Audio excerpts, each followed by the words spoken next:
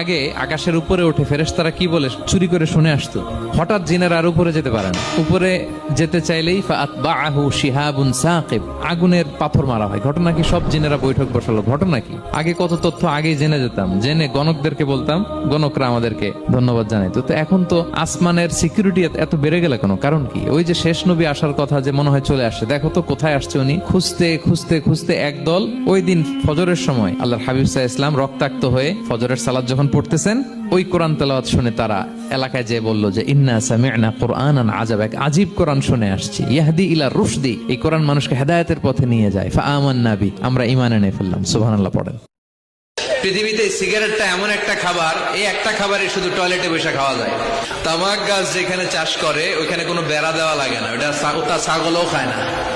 আচ্ছা, পৃথিবীর এইটাই একমাত্র পণ্য যে পণ্যের গায়ে এই পণ্যের বদনাম আর দুর্নাম লেখা থাকে। কোন চকলেটের গায়ে যদি লেখা থাকে এই চকলেট খাওয়া মাত্রই ডায়রিয়া হয়, খাইবেন? তবু তোরটা তুই খা, তোর ডায়রিয়া হোক। কিন্তু সিগারেটের মধ্যে বদনাম লেখা থাকা সত্ত্বেও মানুষ ধোয়া করে খায়, আর জর্দার মধ্যে ওটা আস্তা খায়। ওমরে ফারুক মদ খেতেন, মদ খাওয়ার রাজা ছিলেন উনি। সাইয়েদনা আলী রাদিয়াল্লাহু তাআলা আনহু মদ খেতেন, সব সাহাবারা মদ খেতেন, কারণ তখন এটা জায়েজ ছিল, নিষেধাজ্ঞা আসে নাই। এরপর একবার সাইয়েদনা আলী রাদিয়াল্লাহু তাআলা আনহু মদ খেয়ে নামাজে দাঁড়াইছে, আর এরকম মাতলামি করতেছে।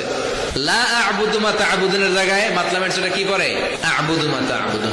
তখন আয়াত নাজিল হলো লা তাকরাবুস সালাতা ওয়া আনতুম সুকারা, মদ খাইও তবে মদ খাইয়া নামাজে দাঁড়াইও। তারপর চিরকালের জন্য মদ জু আল্লাহ হারাম করে দিলেন। আল্লাহ একবারে হারাম করলে ভয়ঙ্কর অবস্থা হতো, আল্লাহ ধীরে ধীরে হারাম করলেন। তো যারা এই জর্দা সিগারেট খান তারা আস্তে আস্তে কমাবে। এবার স্বপ্নে যদি কেউ গর্ত দেখে, যে সে গর্ত খুঁড়ছে বা তার জন্য কেউ গর্ত করছে, এটা ষড়যন্ত্রের সাথে সম্পৃক্ত। কেননা আরবি প্রবাদে আছে যে মান হাফারা হুফরাতান ওয়াকা ফিহা, কেউ যদি কারোর জন্য গর্ত করে তাহলে সেই গর্তে সে নিজে আগে পড়বে। তাহলে গর্ত করা মানে অনেকটা কারো বিরুদ্ধে শত্রুতা করা বা ষড়যন্ত্র করার একটা চিহ্ন বহন করে। এবার স্বপ্নে যদি কেউ নৌকা দেখে বা শিপ দেখে, জাহাজ দেখে, যে সে জাহাজে আরোহণ করছে বা নৌকায় আরোহণ করছে, এটা তার জন্য একটা ভালো সাইন। সে কোনো বিপদ থেকে মুক্তি পাবে বলে ধারণা করা যেতে পারে। কারণ সূরা আনকাবুতের 15 নম্বর আয়াতে আল্লাহ বলছেন ফাআনজাইনাহু ওয়া আসহাবাস সাফিনাতি ওয়া জাআলনাহা আয়াতাল লিল আলামিন, অর্থাৎ আমি নূহ আলাইহিস সালাম এবং তার সাথে ঈমানদার সবাইকে আমি এই নৌকায় উঠিয়েছি এবং মহাপ্লাবন থেকে তাদেরকে আমি বাঁচিয়েছি। আর এই মহাপ্লাবনকে আমি গোটা বিশ্বের জন্য একটা নিদর্শন করে রেখেছি। সো নৌকায় ওঠা বা জাহাজে ওঠা, কোনো শিপে বা লঞ্চে ওঠা, এটা আপনি বিপদ থেকে মুক্তি পাবেন, and you are in the safe zone, এই ধরনের একটা ইঙ্গিত বহন করে।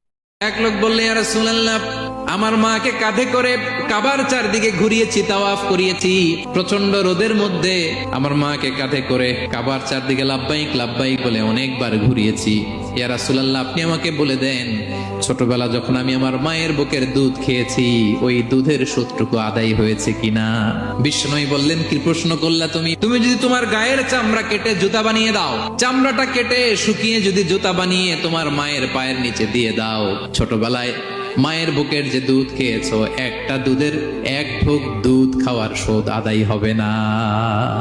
দুজনের কথাই আল্লাহ প্রথমে বললেন, এরপরে বললেন বিশেষ করে মায়ের সাথে, কারণ হামালাতহু উম্মুহু, বাবা তোমারে পেটে ধরে নাই, পেটে ধরেছে কে? 10 মাস 10 দিন বোঝার পরের বোঝা, যন্ত্রণার পরে যন্ত্রণা বাবা সহ্য করে নাই, করেছে কে?